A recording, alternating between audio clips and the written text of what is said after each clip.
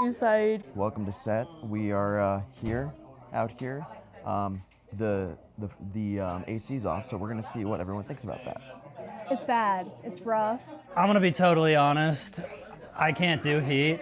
I mean, I feel great, you know. I'm having a good time, pulling focus, getting set up. It's great, you know. I'm sweating.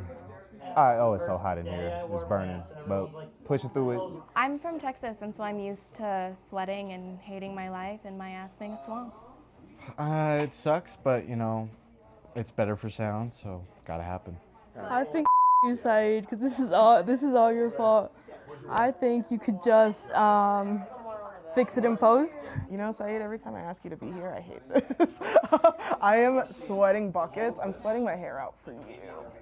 Just for you. Good idea. I think good move. Didn't even notice it wasn't on, so way ahead of me. Is it worth it though? It's great. It's just really hot in here. Having it on for sound is, having it off for sound is ideal for sound and nobody else. This is a sauna. This is me constantly. I'm walking around just going.